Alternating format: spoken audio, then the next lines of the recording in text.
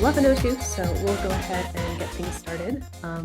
Thank you to all of you for joining us this morning, and also thank you to Alistair for being willing to give a Q-Chem webinar on the work that he's done. Without further ado, let me go ahead and give a little bit of an introduction. Professor Alistair Sterling is an assistant professor at the University of Texas at Dallas. In 2017, he joined University of Oxford. He did his chemistry master's and doctorate of philosophy there as an Oxford Radcliffe scholar. And he worked with professors Fernanda Duarte and Ed Anderson on electron delocalization, bonding in small rings, and strain release reactivity.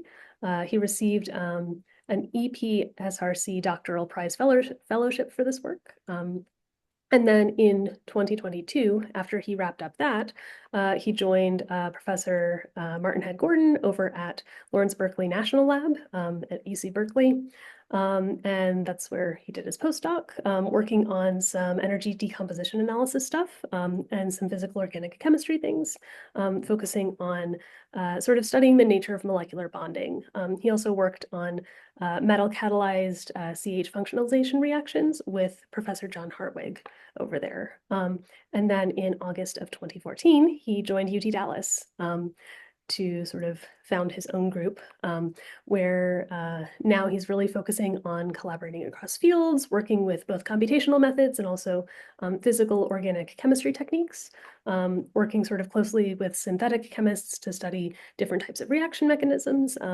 And his group currently focuses on the development of tools for studying the interplay between interatomic interactions and chemical reactivities. So a lot of the applications that he's focusing on are things like catalyst design, polymer upcycling, and synthetic reaction development. And today he's going to be talking a little bit about studying the nature of chemical bonds using the Broken Bond Orbitals method that he has developed in Q-Chem. So we're really excited to have him here. And thanks again to Alistair for being willing to give a talk this morning. And I'll go ahead and hand things over to you. Awesome. Thank you very much, Shannon. And yeah, thank you to everyone who's joined online. Sorry. Yeah, I just sorry. Sure. Quick thing before we kick off. I forgot to mention there is a Q&A at the bottom that I am about to give all of you access to. But if we will have a Q&A section at the end, so if you could hold all of your questions to the end, then once Alistair has wrapped up his talk, then we will go ahead and answer those. So thank you. Okay, sorry, Alistair, go ahead. Okay. Do you see the slide? Yes, we can see your slides. Thank you. Then we have a laser pointer. Okay. Then I think we have everything we need. Let me just... Everything looks excellent. Thanks. Great. Well, yeah, thank you everyone for joining. Yeah, thank you, Shannon, for the introduction. I guess so today I'll be talking about some of the work I did during my postdoc with Martin Head Gordon, where we were particularly interested in looking at chemical bonding and comparing between different energy decomposition analysis methods, and kind of culminated in this approach, the Broken Bond Orbitals method that is implemented in Q-Chem. So I'll tell you a bit about how we came to trying to design this method, kind of what it does, and what did we learn from this method about kind of the fundamentals of bonding. Yeah, just to motivate this topic, I will give a very brief history of chemical bonding. And this is a field that's more than 100 years old, so I really can't do it justice in 10 minutes, but I will try my best to at least tell you the essential parts that you'll need to know to understand the rest of my talk. And then I'll talk about broken bond orbitals themselves, so the method that I developed with Martin in Berkeley. So I'll tell you kind of broadly about the theory and implementation of this, and then how to run these jobs in Q-Chem. And then I'll kind of the last maybe quarter of the talk will be about, what did we learn from the broken bond orbitals method, both compared with existing methods, and then trying to look more broadly about, what do we think about chemical bonds in general? How do we think about how strong they are, how they form across the whole periodic table? So I will kick off with just a very brief history of chemical bonding. So, I probably don't need to stress this too much, but the chemical bond is really what makes chemistry chemistry. It's what separates it from physics and from biology. Really, this feature of understanding what a chemical bond is, and then how we can apply this to make predictions in terms of chemical reactivity or physical properties. So just I thought I'd give a couple of very simple examples of where we use chemical bonding theory in kind of everyday chemistry. For example, you look in hydrazine versus diamide versus dinitrogen, and chemical bond theory tells us that the NN bond should get shorter as we increase the bond order between the nitrogen atoms, and indeed that is what happens. So we can then make predictions based on the structure of your molecule or resultant properties and vibrational frequencies. You can also look at things like dipole moments in bonds. You can predict what the dipole moment of chloromethane would be, for example, based on electronegativity of chlorine versus carbon. And then from that, you've got resultant solvent properties that come from using chloromethane. So really kind of the fundamentals of the chemical bond tell us about the properties that we'll end up with on kind of a macroscopic level. We also, routinely use things like resonance arrows to describe bonding in things like benzene, so to describe aromaticity, and that comes directly out of chemical bond theory. And also kind of a fun undergraduate example of explaining the relative CO bond stretches from as you substitute a carbonyl with chlorine, hydrogen, methyl group, or amide. And you can see that the bond stretch decreases in that order, and we can again explain that using kind of these ideas of chemical bond theory. So, where do some of these bonding concepts coming from? Well, really, they come from the history of the chemical bond, and chemical bonding has a very rich history, and it's kind of roughly tracked advances in quantum mechanics. And so this is where I really can't tell you everything about the basics of chemical bond theory and its history. But if you're interested, then I'd recommend going to these two reviews. So one from Sass and Scheik and one from Kozuk, where they've kind of taken a broad view of how quantum mechanics has developed and how chemical bonding emerged from that. But I've just picked out three different pieces of the chemical bonding puzzle. So firstly, J.J. Thomson discovered the electron, and without electrons we don't really understand bonds. So from the discovery of the electron, Lewis in his seminal 1916 paper kind of was drawing atoms as cubes, where we have this kind of our 8-electron rule that we typically associate with MO theory now. That this idea of unsatisfied valences and forming polar and non-polar bonds and metallic bonds. So that was really the start of chemical bond theory, came from the discovery of the electron. And then it took about another 10 or so years to really understand how quantum mechanics is really intimately related with chemical bond theory. So up until this point, I suppose you're thinking about chemical bonding from an electrostatic perspective. And in non-polar bonds, it wasn't clear, how do these things actually stick together if you don't have permanent electrostatics or induced electrostatics? So Heitler and London spent some time in Zurich, spoke with Erwin Schrödinger, and they came up with, the first fully quantum mechanical description of a chemical bond, or of a non-polar chemical bond. So in this case, dihydrogen, they were able to explain the shape of the single bond in HH on the singlet surface and the triplet surface. And we still think about this type of model to understand covalency today. And then following each of these works, they were kind of the inspiration for Pauling.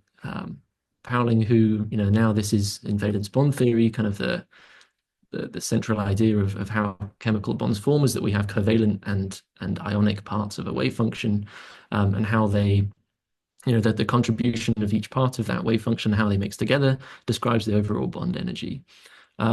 So I think it's, amazing that in 1931, Pauling, published this paper on the fundamental components of a bond, and not to do a disservice to anyone who's still working in this field, myself included, but really it's these same ideas that we're building on today. So these are kind of very fundamental concepts that seem to hold true across all kinds of chemical bonds. And just a brief shout out to the work of Shaikh Sylvian Hibberty, who took the work of Pauling and mentioned the existence of charge shift bonds, so in things like F2. And I just mentioned this to kind of introduce the concept of charge shift bonding, which will come up a bit later in my webinar. But these bonds are, instead of covalency or ionicity being the major component of bonding, it's actually the mixing between covalent and ionic terms that stabilizes the bond the most, which is quite an unusual bonding mechanism. So kind of the question that we get from each of these brilliant theories was that, we're coming up to 100 years since some of these works were first published and first thought about, but do they really give us understanding about what drives chemical bond formation, or are they currently just kind of descriptions about how bonds form? So to kind of answer this question, in the early 1930s, Slater and Hellman kind of came up with opposing views on what actually causes the stabilization upon chemical bond formation. And so Slater's idea was that we have two atoms with associated electron densities on them. As you overlap those atoms, you end up with constructive interference, or well, you end up with an accumulation of electron density in between your two nuclei, and overall this lowers the potential energy because you have a stronger nuclear electron potential energy interaction. So Slater's proposal was that it really is it's a simple kind of electrostatic picture of bonding. Now Hellman, on the other hand, thought that chemical bonding was a purely quantum mechanical phenomenon, which kind of fits in with this Heitler-London picture that we can't describe H2 without quantum mechanics. And the basic idea here is that you can think of an electron localized on an atom as being kind of like a particle in a box. So we have a box of length L, which is approximately the van der Waals radius or the van der Waals diameter of your atom, and you have your electron that's delocalized in that space, and you have two atoms, and as they come together to form a bond, what happens is that we increase the length of our box. So our electron is now delocalized over a larger volume, and what the particle in a box model would say is that as you increase the length of your box, this is in the denominator, so our kinetic energy goes down. So actually, Hellman's argument was that kinetic energy stabilization is the origin of covalent bond formation. So it's this constructive interference that increases the volume that your electron can delocalize in. Now, in principle, it's very simple to say who is correct, because what we can do is we can take a system like H2 plus, the simplest diatomic with just one electron, and we can now calculate what the energy of our system is at any given bond length. So this is this delta E curve here that's calculated, and we can actually look at, well, what do the kinetic energy and the potential energy do as you form that bond? In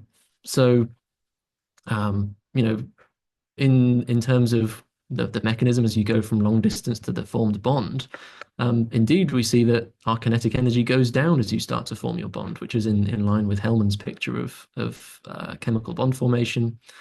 But then, unfortunately for Hellman, you end up with this very sharp rise in kinetic energy as you approach equilibrium, such that kinetic energy is now destabilizing.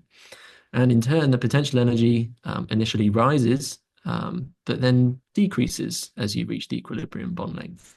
So then we say, well, perhaps Slater is right then, because it's clearly the potential energy that's stabilizing at the equilibrium bond length because it's negative, whereas kinetic energy is positive. But it's not quite as simple as this, and that's because of the virial theorem.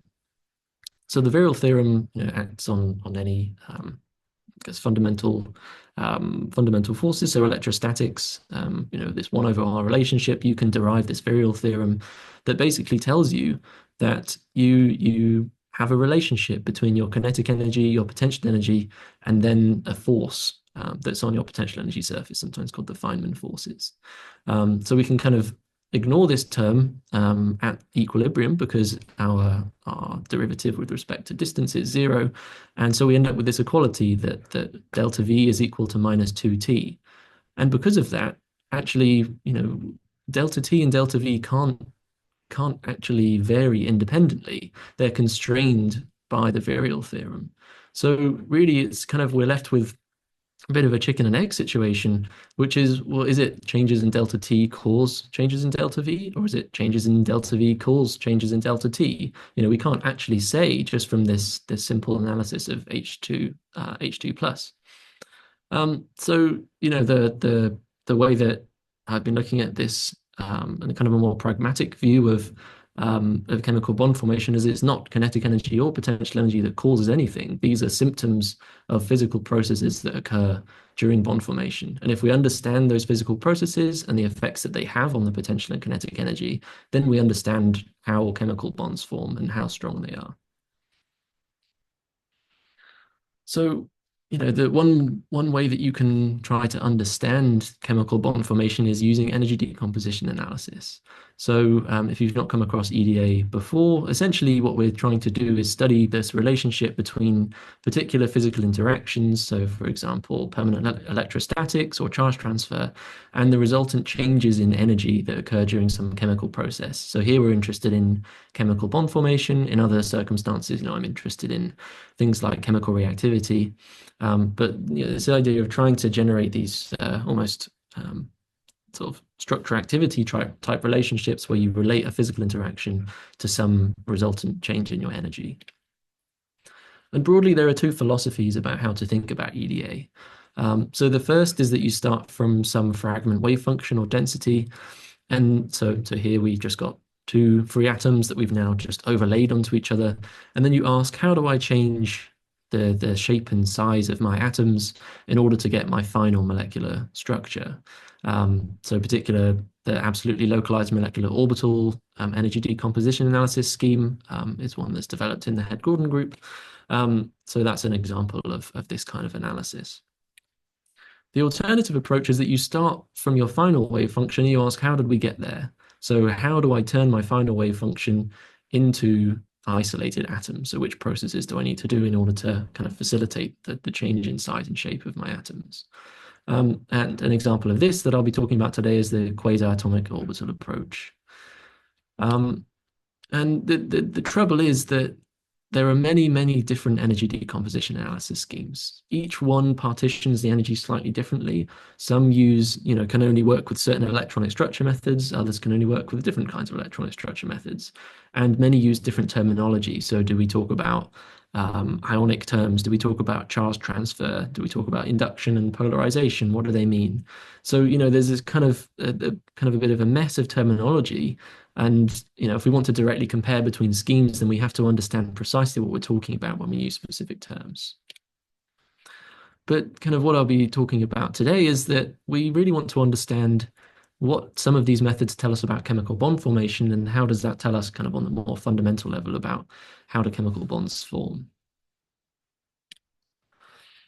So I'll talk you through this, the absolutely localized molecular orbital framework. So this was, for bonded interactions, this was developed by Martin Head-Gordon and Daniel Levine at UC Berkeley. And broadly speaking, we have a binding energy. So that's, for example, related to your bond association energy. So the binding energy between two atoms or two fragments, it could be two methyl groups to form ethane. So we have a binding energy, and then we can separate this into a preparation term and an interaction term. And I'll just be talking about diatomics for mostly today. So this preparation term is 0, but this can contain things like the distortion of your molecular fragments in order to adopt their final geometry. But we can ignore this for now, and we'll focus just on this interaction term. Now, the interaction we can further subdivide into 4 different parts. So if we start with our fragments over here, so atom 1 and atom 2, so arbitrarily this has a spin up and this has a spin down. So the first thing that we can do is we can calculate a frozen interaction. Now this frozen interaction contains permanent electrostatics between these 2 charge densities, steric repulsion between them, which occurs through orthogonalization of your orbitals, and then dispersion if your method can describe dispersion. So if we were to do this with CAS SCF, for example, or Hartree-Fock, then this wouldn't contain that. But if you were to do it with DFT, then you can include dispersion at this point. Now, the next term that comes in is spin coupling. And this is describing covalency. So again, this is an example of where we have a difference in terminology meaning the same thing. So spin coupling describes covalency. And this is really in that Heitler-London picture of covalency where we're just allowing, we have now 2 different configurations that mix together in order to correctly describe the quantum mechanics of your electrons. Then what happens is we have a polarization term. And at this stage here, we bring in things like induced dipole interactions, as well as monopole interactions. And monopole, what I mean is things like contraction, which will become important when we think about chemical bonding, is how much do our atoms contract in order to allow covalency to occur. And then the final term that is brought in is charge transfer. And charge transfer is equivalent to ionic character in this scheme. So we've gone from our Heitler-London picture of spin up, spin down, spin down, spin up, and now we're allowing in principle, the full transfer of an electron from the atom 2 onto atom 1 or atom 1 onto atom 2. And this is our final wave function, and this is equivalent to a CAS-2-2 calculation or a perfect pairing with 1 pair. So, now we can see what does this method tell us about chemical bonding. And what it tells us is that we recover some quite nice intuitive descriptions of bonding that are consistent with other the ways that we typically think about bonding. So in H2, it says that more than 90% of the bond energy comes from covalency. So it's our spin coupling term that dominates, which makes sense because we think of H2 as being kind of one of the archetypal covalent bonds. If you look at something like lithium fluoride, which we're expecting to be kind of ionic, now this says that we have, the vast majority of the bond energy comes from this ionic part. So the spin coupling has very little role in stabilizing this bond. And then you look at this charge shift bond. So I mentioned these before, where you're expecting resonance between ionic and covalent parts. So we need both spin coupling and charge transfer. And we indeed see that you need to include both of these terms in order to correctly kind of capture most of the bonding in F2. And just a word on the kind of methods that you can use in order to do these calculations. So we have wave function theory, so based on Hartree-Fock determinants, but also DFT. You can a slightly modified scheme, and both of these are implemented in Q-Chem. But you can also run DFT calculations to capture some dynamic correlation. So the alternative system, so instead of going from atoms and building a molecule, now going from a molecule and building atoms, is this the Rudenbergian quasi-atomic orbital approach, where again we have a binding energy that we're trying to describe, and we can describe this through 2 terms: an adaptation term and an interaction term. And the kind of the procedure here is that first we take our final wave function and we project out atomic orbitals from this final wave function. So we create these quasi-atomic orbitals that are orthogonalized and appear to be polarized, for example, if we make comparison to the ALMA EDA scheme. And then what we in principle do is then optimize these quasi-atoms into free atoms to form our fragments. In reality, this doesn't have to be a separate a calculation. From here, we just calculate the separate atoms. And then you can build up your energy decomposition analysis scheme. So we first got an adaptation. So the idea is that we're deforming our fragments or our atoms into these adapted quasi-atomic orbitals. And the features that these include are things like parallel repulsion. So we're orthogonalizing our orbitals so that we're correctly describing the quantum mechanics of the electrons, and also any orbital adaptation. So this might be contraction, this might be polarization. And then we have the interaction term. So once you've made your quasi-atoms, then you allow them to interact with each other. So we have, for example, a quasi-classical Coulombic interaction.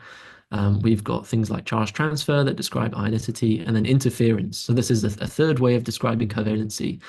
We've got spin coupling, we've got covalency, and we've got interference. And for the purposes of this talk, they all mean the same thing. So this is the kind of Heitler-London electron sharing delocalization term. So then we can so Rudenberg and others, there's many more people have contributed to this field than Rudenberg, but sort of for brevity, I'm just mentioning Rudenberg here. So we have the same bonding mechanism for H2 as we have for other diatomics in the second row. And it says that we have covalency in all cases, and we have contraction, which I'll talk about in a couple of slides. Whereas sodium chloride, it says this is an ionic mechanism. So again, we kind of recover this familiar picture of covalent ionic spectrum. And just to compare with what kind of methods that you can use in order to do these calculations, typically these are multi-configurational SCF calculations, kind of CAS SCF-like calculations. So now that we have each of these two methods, it's interesting to compare between these EDA approaches, very different philosophies, so either bottom-up or top-down approaches. What does each of them say about the behavior of kinetic and potential energy during bond formation, and which mechanisms are responsible for bond formation?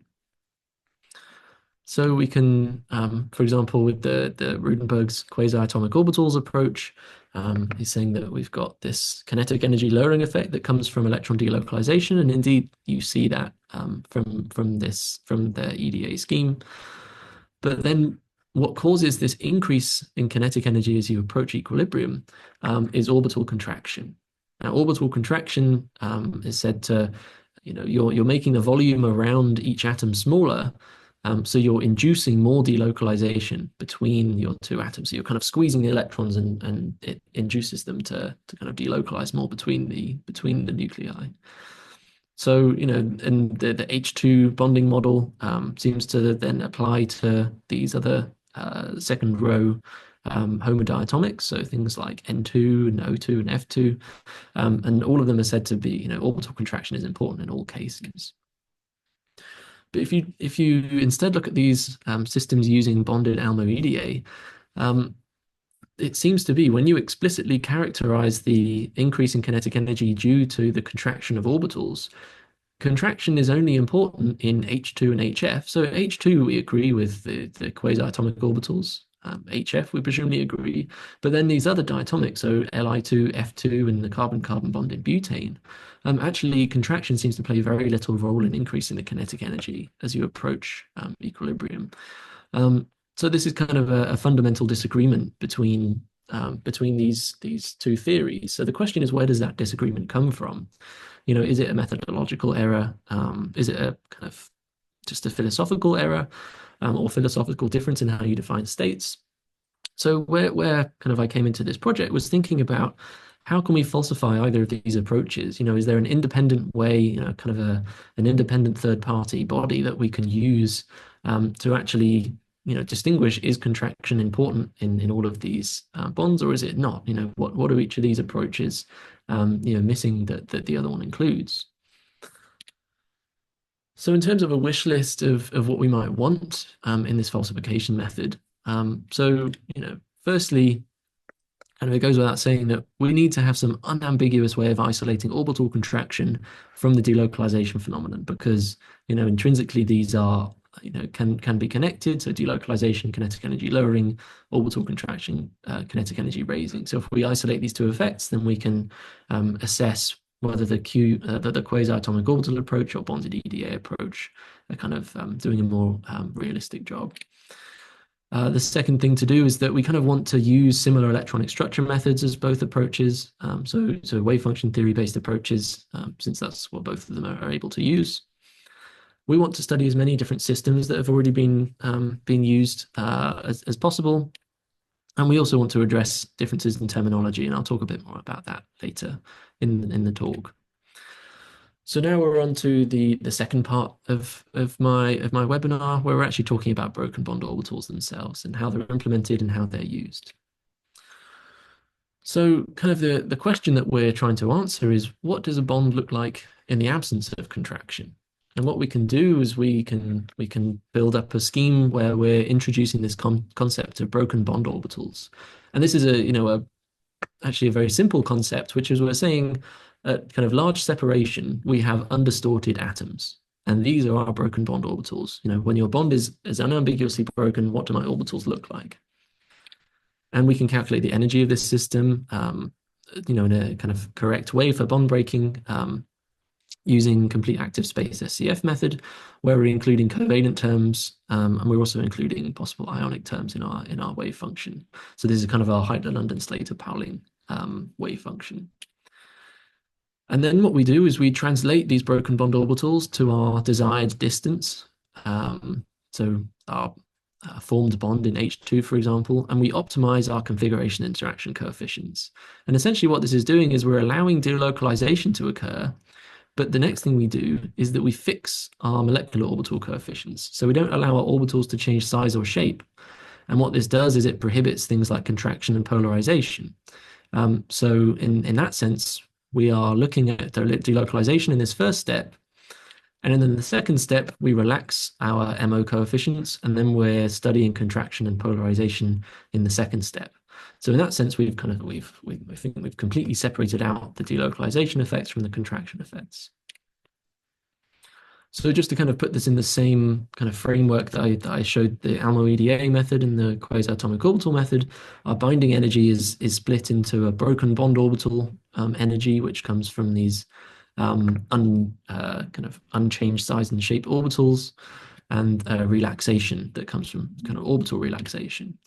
So first we've got covalency and ionic character built into this first wave function, as well as permanent electrostatics, sterics, and dispersion. I guess dispersion being less important here if we're using complete active space method. And then the second part, we're then introducing our contraction and induced dipoles. And if we look at the wish list that I came up with, the kind of the features that we want of our method, indeed, we isolate orbital contraction from delocalization. We're using a complete active space method, which is consistent with both the bonded ALMO-EDA and the quasi-atomic orbitals. Because this is complete active space method, we should be able to apply this to any system that we've been able to look at before. And I'll show you that essentially we also address differences in terminology between methods. So now the question is, how do I actually run a broken bond orbital job in Q-Chem? So we do this by linking together 3 jobs, and at some point I'd love to put this into a single rem variable, but for now this is 3 linked jobs. In the first job, what we do is a complete active space SCF calculation, where we have some arbitrarily large distance between our atoms to generate the BBOs. So we found that numerical tests have shown 10 angstroms is pretty good for neutral atoms, and 1,000 angstroms if they're charged, in order to avoid any kind of polarization. So in terms of our complete active space method, this is set to 2 for CAS-SCF. Then what we do is we read those orbitals into our broken bond orbitals into a second job. So this is a complete active space configuration interaction calculation. So we're not doing any SCF iterations. So we're fixing our with these 2 variables here. We're skipping our SCF step. We're reading in the BBOs, and then we're doing a CAS-CI calculation at the target bond length. And then the third is to do our final relaxation to get the relaxation energy. So we just take that same distance. Again, we read in the orbitals, and then we do the CAS-SCF finally. So in terms of what the output looks like. So firstly, we have our familiar CAS-SCF output in Q-Chem, and we have our CAS-SCF energy. So we can take this and put it in our table, and then we've added this printout of the kinetic energy contribution, because that's ultimately what we're kind of interested in looking at, is how kinetic energy changes. And just one thing to note is that this block here, this natural orbital occupation number is eta, and we can use eta to calculate the total kinetic energy as the sum of the product of your occupation of your natural orbital multiplied by the kinetic energy of that orbital. And so these parts are the eta I times the kinetic energy of that orbital, to give you, so that when you sum these, you get the total kinetic energy. So in our second calculation, this is our CAS CI, so it's just the same again. So we can extract our CAS CI energy and our kinetic energy and paste them in here. So we can already see that our kinetic energy has gone down, which indicates delocalization. And our third step is then to do the CAS to CF, where we relax. So now our total energy is going down each time, which makes sense because we're using the variational principle. But now we're going from our broken bond orbitals to our relaxed orbitals, and our kinetic energy has gone up, which is consistent with this increase in delta T as you approach equilibrium. So we can look at H2, for example. So interestingly, most of the bond energy is described in the absence of any orbital relaxation. So this delocalization indeed gives you a relatively strong bond. And what we can do is then decompose our delta T into the delta T BBO contribution and then the total delta T. So this is kind of what I showed you before. So kinetic energy rises steeply when we form the bond, but if we don't allow any orbital contraction, our kinetic energy doesn't rise steeply at equilibrium. So we end up with this delocalizing effect, and we can kind of describe that as we start to delocalize our electrons between the atoms to decrease your kinetic energy, and then your atoms contract to increase the kinetic energy. And this mechanism agrees very nicely with the quasi-atomic orbital approach and the bonded ALMA EDA approach. So we're quite happy that we're kind of describing the system correctly. But then it's kind of interesting to see, well, what are the major contributions to these changes in kinetic energy? Can we decompose this by orbital?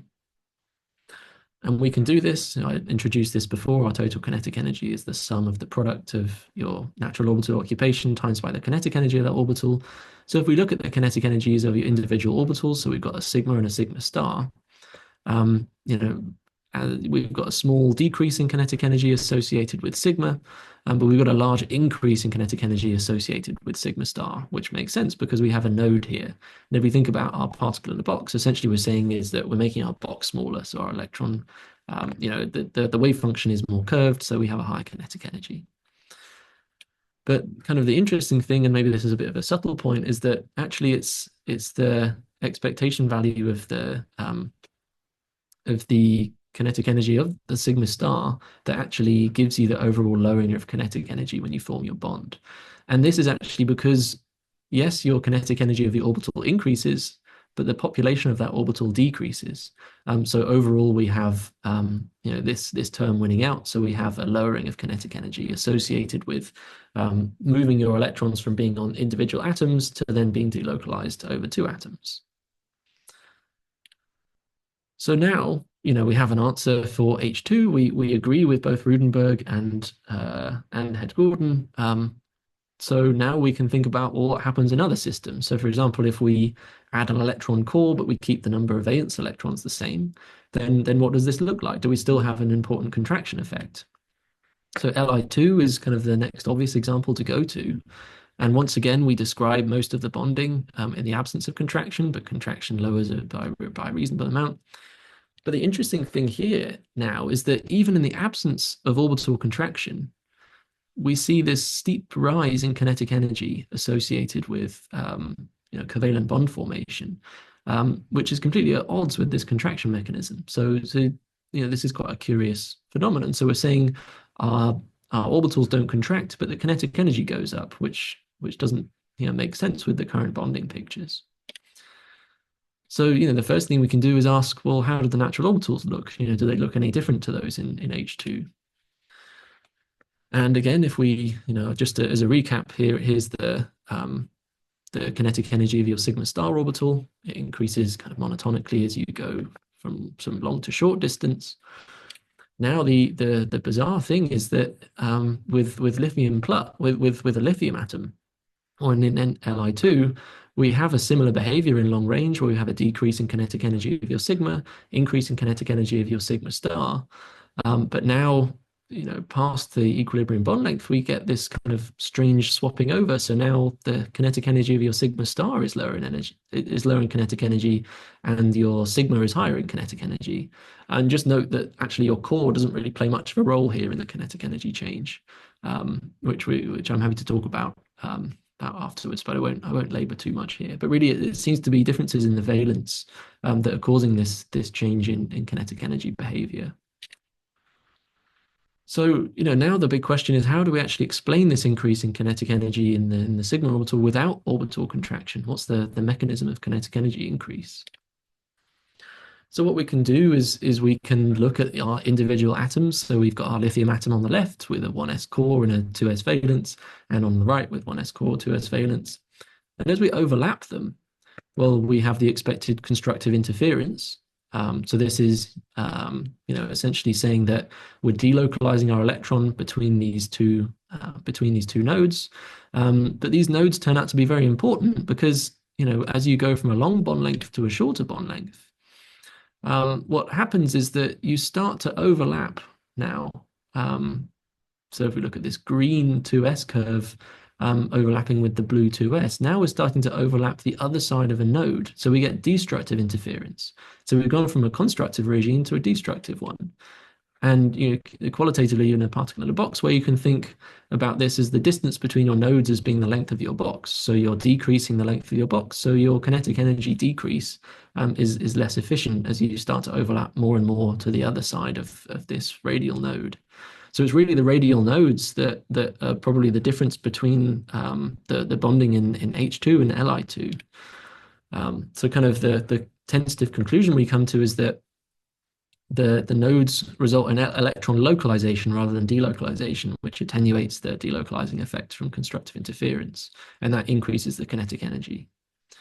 But one thing that we can't really get away from is the fact that we also have powder repulsion. So we're overlapping our half-occupied 2s here with a doubly occupied 1s on the left-hand lithium. So we'll also be inducing a node here through Pauli repulsion will also increase the kinetic energy. So one thing we're interested in doing was asking how can we decouple these two effects for this node-induced electron confinement from the Pauli repulsion. So we can look at ground state versus excited state H2 plus. So ground state H2 plus, we have one electron in the 1 sigma orbital, and we have constructive overlap between our 1s broken bond orbitals. If you instead artificially constrain your system so that you have your electron instead in the 2 sigma, then this is kind of like Li2, but with hydrogenic orbitals. So now what we're looking for is how does my energy change and how does my kinetic energy change because of the introduction of these nodes, so that this is completely free of Pauli repulsion because we just have one electron. So we have a much weaker bond between our 2s broken bond orbitals, but that's the explanation for that. There are potentially many explanations. But when you then look at the kinetic energy difference, whereas we have this big decrease in kinetic energy with the 1s BBOs, now this is a much more attenuated delocalization of your electron between your two atoms. So this node-induced confinement effect appears to occur even in the absence of Pauli repulsion. So we think they're potentially different effects, but I know this is perhaps a philosophical question. In most cases, Pauli repulsion and node-induced confinement will occur at the same time, and really we can say that Pauli repulsion is a special case of node-induced confinement through orthogonalization. So the question we then have is, how do these confinement effects manifest in other bonds? So for example, we can look at N2, so the triple bond in N2, where we have binding on our broken bond orbital surface, and then a large orbital relaxation effect. And we can look at our kinetic energy here. So we have a kind of H2-like curve on our broken bond orbital surface. So in the absence of any orbital contraction, and then a contraction or seeming contraction effect in order to increase kinetic energy above 0 to satisfy the virial theorem. So the question is, what does this actually look like? Do you have different behavior between your sigma and pi systems? And what we can do with our natural orbital decomposition is we can split this up by symmetry. So we can look at our sigma contribution, and now this looks a lot like the Li2 case, where we have a decrease associated with delocalization, followed by an increase as you reach the equilibrium bond length, which is, we think related to node-induced confinement.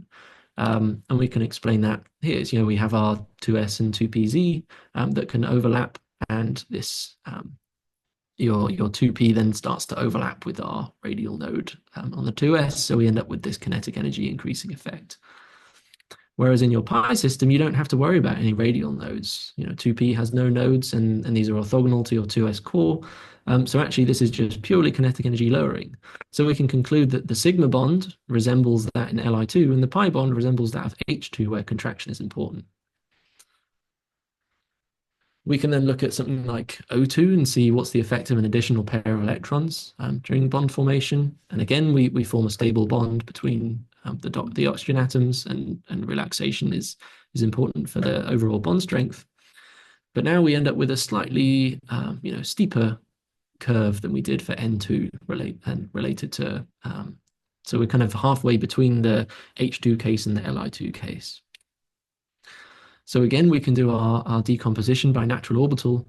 So in our sigma system, this looks like it did for Li2 and like it did for the sigma system of N2. But now in our pi system, we have a much kind of decreased amount of delocalization coming from our broken bond orbitals. And we can explain this because now we're filling orbitals that have a node. So as you bring these close together, your kinetic energy goes up. So this additional node in your pi system actually inhibits delocalization. And this is potentially one explanation for why the OO bond is so much weaker than the NN bond, is because of this node-induced confinement effect that we typically explain through bonding and anti-bonding, but I think this kind of gets to the kind of more fundamental origins of bonding in a more direct way. So now we can look at things like polar bonds.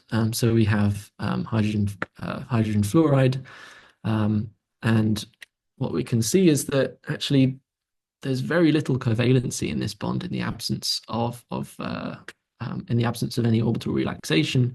And the strange thing now is that kinetic energy decreases upon contraction of your orbital, which is really quite unexpected. So we're lowering our kinetic energy. And the explanation that we have for this is that actually we're removing electron density from hydrogen and moving it onto fluorine. And what this does is then you allow contraction to lower your kinetic energy. And this is because, once again, we see this term winning. So we're decreasing our population of our natural orbital, despite the fact that the kinetic energy of that orbital increases to get an overall lowering of your kinetic energy. So we're moving electron density from a less electronegative to a more electronegative atom, and which we can see here. So the charge in our BBO hydrogen atom versus the relaxed, the population of electron density decreases on hydrogen, which is consistent with this picture.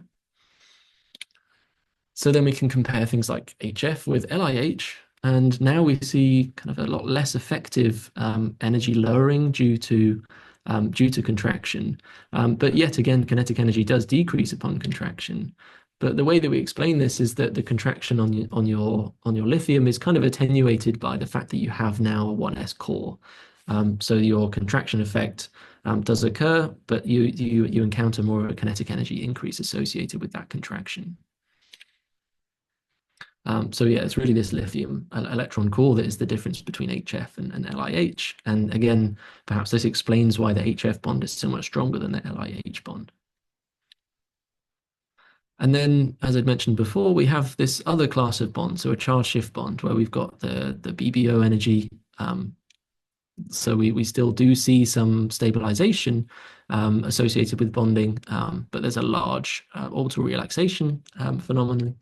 And this is, again, quite an interesting case where even at long range, orbital contraction decreases the amount of delocalization you have between atoms, which is very much at odds with the covalency picture where you want to maximize delocalization. And we can explain this saying that the orbital relaxation actually decreases the overlap between your orbitals. And what this does is you decrease this so-called lone pair bond weakening effect between your fluorine atoms. You have so many filled orbitals that you have a large effect of Pauli repulsion. So, this is all indicative that F2 does indeed have a different bonding mechanism where we're decreasing the amount of covalency, increasing the amount of ionicity in the bond, and it's perhaps this resonance between ionic and covalent bonds that stabilizes the bond. So just to summarize the general bonding picture is that we have delocalization. So the overlap of atomic orbitals, we delocalize electron density between our nuclei, and this lowers the kinetic energy. And then we have potentially 4 effects that can increase the kinetic energy, or at least further modulate the kinetic energy. We've got this node-induced electron confinement effect that I introduced, coming from radial nodes in valence orbitals. Pauli repulsion will also increase your kinetic energy through orthogonalization. And then we have additional effects coming from relaxation. So orbital contraction, where overall in homodiatomics, this will increase your kinetic energy if you don't have an electron core. The caveat being that if you can decrease the electron population on one of your atoms, then you can overcome that kinetic energy increase. And then a polarization effect that I haven't talked about too much, but this will also increase your kinetic energy. So just to summarize, the original question that I posed was about, how do we compare between these different EDA schemes? So we all agree that contraction is important in H2 and H2+, which is good. Just to reiterate, with the BBO method, we're saying that if there's no electron core, then we're expecting significant contraction. If there are no radial nodes, so for example, H2 or the N2 pi bonds, then we're expecting contraction to be important. And in heterodiatomics, where you can shift around your electron density, then we're expecting contraction. But in no other cases do we expect to see it or to have a large impact. So then in terms of how do we come about describing the discrepancies between different methods? Well, when we compare BBOs with the quasi-atomic orbitals for N2, O2, and F2, for example, the explanation that we have as to why they're seeing that contraction is important in these cases is actually, it comes from the pre-orthogonalization of your quasi-atomic orbitals. So for example, the orthogonalization of your valence with your core, you form a node in your valence orbital, and that will increase the kinetic energy. But that might look like a contraction effect if you just look at the kinetic energy, but you have to actually look at the orbitals to know whether you're inducing nodes and increasing kinetic energy that way.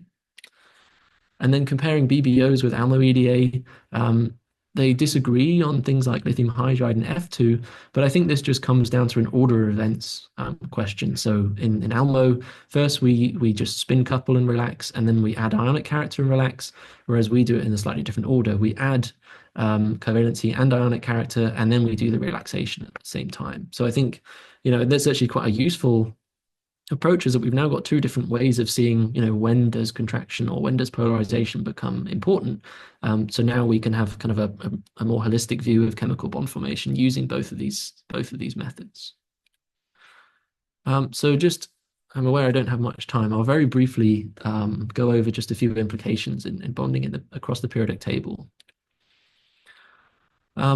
So one of the questions that's kind of interesting to ask is what happens to a bond when we remove an electron? And this seems like a very simple question. You look at something like H2, and MO theory would tell you that if you remove an electron from a bonding molecular orbital, your bond should get weaker because it's a bonding orbital. And indeed, that's what you see. Your bond gets much weaker. Whereas if you look at the bond in triplet oxygen, now your bond gets stronger when you ionize because we have an anti-bonding orbital that you're removing an electron from. So you're increasing your bond order by 1/2. So we see a stronger bond. So, quite simply, we might say, well, we can just use MO theory to describe bonding and anti-bonding character, and that will tell us, does my bond get stronger or weaker? But we can go back to Li2, our unusual case, where we didn't see the same kinetic energy behavior that we did for H2.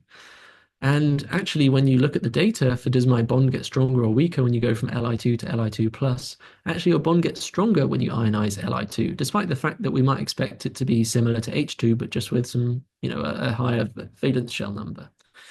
And, the MO way of describing this would be saying, well, actually, this sigma bond is anti-bonding, but that kind of seems like a strange argument to try and make. And the argument that we have here to explain this is that we actually don't have much electron delocalization to lose in Li2 because we don't have this contraction effect to benefit from. So we've got this node-induced confinement that prevents delocalization. And that's actually offset by a gain in the one electron bond strength in Li2 plus, because we have a more polarizable atom in Li2 plus. So that we will have a paper coming out on one electron bonding soon. But for now, this is kind of my explanation for why the bond gets stronger in Li2 plus than Li2. And we can look at this more generally. If you look at a range of different diatomics, and we can kind of draw a line between ones that get weaker when you ionize your molecule versus get stronger when you ionize the molecule. And we see some, quite nice trends. So, and we can explain these by saying that, in these cases, we're expecting delocalization to be very effective because we have contraction, or we have a lack of, so we have a lack of radial nodes to prohibit contraction. Whereas in these cases, now we've got node-induced confinement and parallel repulsion, which means that delocalization is less effective, which means that when you remove an electron, maybe there are other mechanisms by which you stabilize your one electron bond. So now just to wrap up, the idea is how can we look across the whole periodic table and see if the kind of the model that we've come up with BBOs can be applied more generally. So essentially what our model is saying is that all we need to know is electron configuration, nodal structure, and electronegativity. And then you can answer, in principle, at least qualitatively, how will my bond change in strength as I go across or down the periodic table. So we can choose a few examples. So we've already looked at HH, LI, and LIH. So we can interpret these in terms of these three kind of three parameters.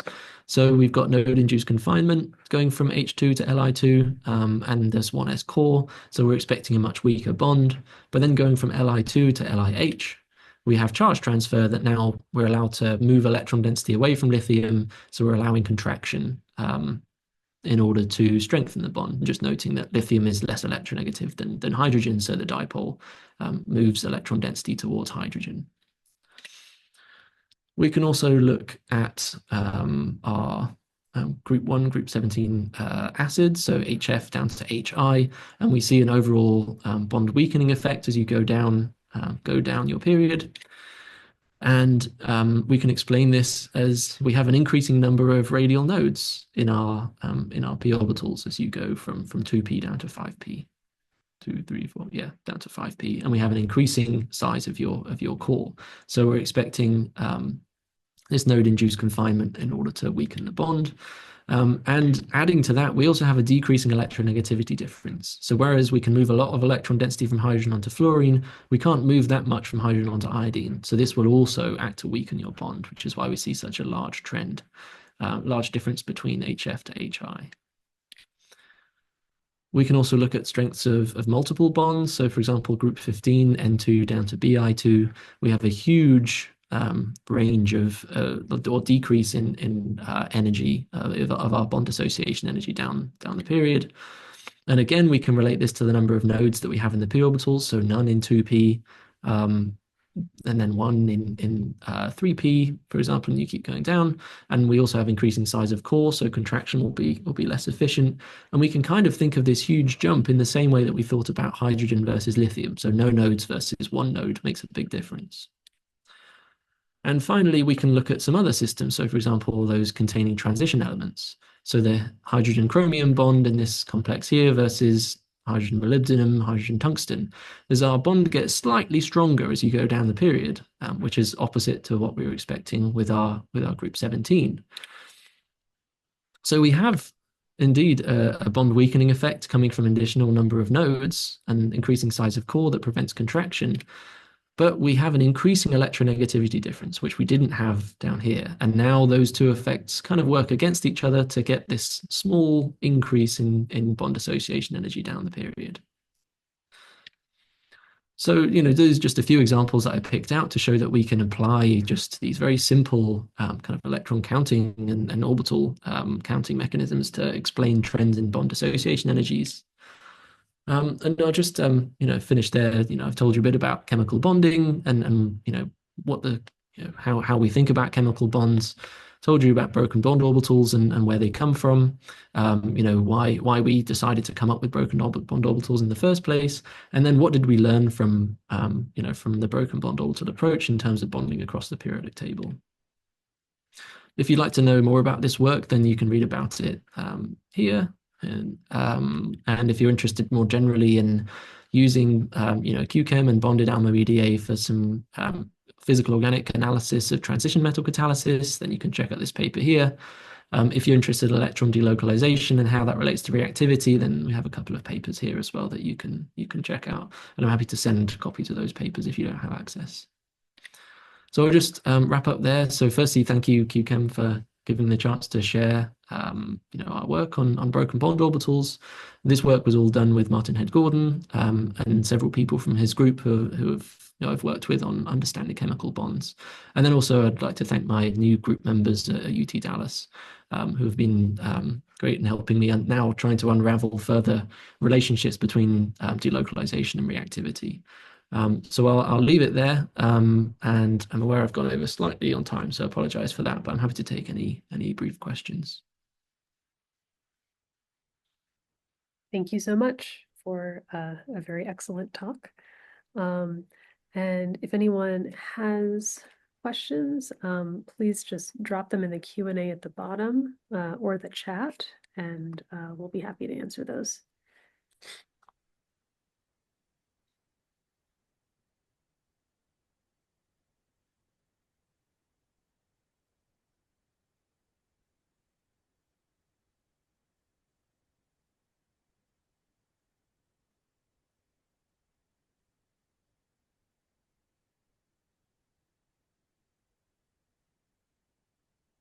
It must have been very clear.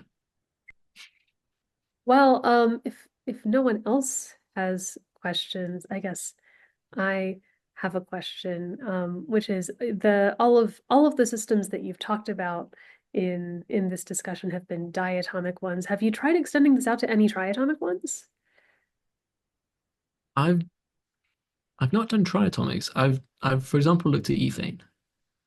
So ethane was an interesting case. So looking at the carbon-carbon bond in ethane, and maybe I even have a yeah, okay, so we've got ethane data here. So the interesting thing about this is that we're expecting ethane to be our classic covalent bond. So we'd expect a similar mechanism to H2 in terms of kinetic energy behavior. But actually what you see is that it's kind of slightly F2-like in that as you go from long range to forming your bond, your orbital contraction or polarization is causing a decrease in delocalization.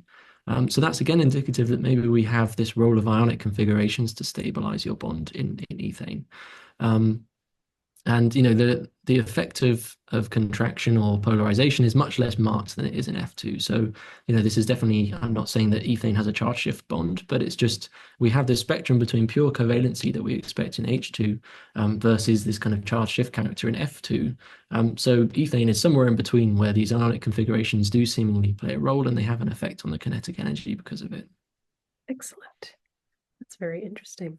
Oh, we do actually have a bunch of questions. Here we go. Okay.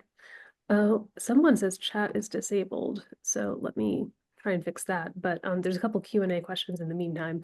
The first one is, have you considered applying node-induced electron confinement to coordination bonds, such as metal-ligand interactions or three-center bonding systems? That is a great question. And the short answer is we have not done it yet. The main bottleneck to running this analysis is just doing the complete active space calculation. If you can run a CAS calculation on your system, then you can run this analysis. There's just the usual difficulties of running CAS that you run into, which is why we haven't looked at some of these larger systems, just because the convergence is slightly more challenging. But there's definitely, looking forward, that's definitely something I'd like to do. I guess qualitatively we can explain some of these trends in I guess these aren't typically considered as coordination complexes, but at least organometallic complexes. These are essentially predictions about what we think the important effects would be, the next thing to do would be to actually run these calculations and see, are we correct in, and are we predicting the correct, I guess, direction of each trend. So yes, in the future, that's what we're planning to do. But right now, this is just paper number 1 on broken bond orbitals. So we've not got there yet. Um, and then thanks for that. The next question is, can we extend the broken bond analysis method to the periodic pseudopotential?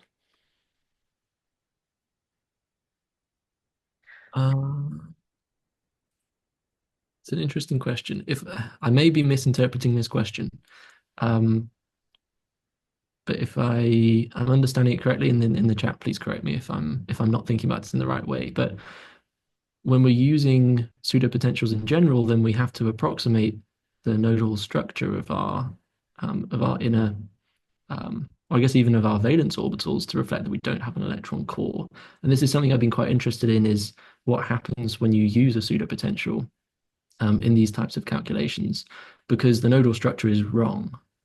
So do we see the correct kinetic energy behavior? And the answer is I don't know for sure. And that's something I would like to look into. I guess thinking about periodic calculations, I guess this also becomes important because pseudopotentials are, used so widely.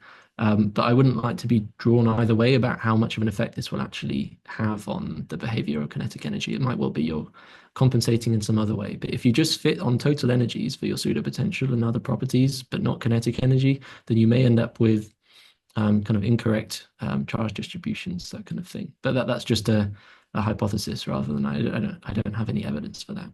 That totally makes sense. Yeah, thank you. And then just so everyone's aware, I have enabled the chat for all the participants now, so you should be able to use that. Yeah, we've got 2 other questions, one of which is, could it be possible, first of all, thank you for the talk, this person says. Second of all, they are asking, could it be possible to use this method, for example, recognizing the HAT from PCET?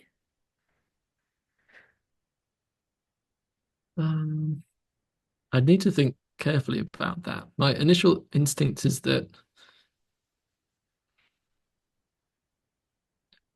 that's not explicitly what it's designed for. I guess if you were to, I guess ultimately what BBO does is you're just separating it out, contraction and polarization from all other effects. And it might well be that in HAT that you see a larger effect of covalency versus, once you allow your electron density to contract, then you can see the motion of that density onto different atoms during your PCET. I don't know. I need to think carefully about that, but that's an interesting question. So yeah, thank you for the suggestion. There's a lot of very interesting questions today. So thanks. And then we've got one additional question, or 2. Okay, there's another additional question that just showed up. Sorry. So one of the questions is, where does the charge shift effect show up? And I'm not entirely sure. Yeah, go ahead. Sorry. Let's see. This.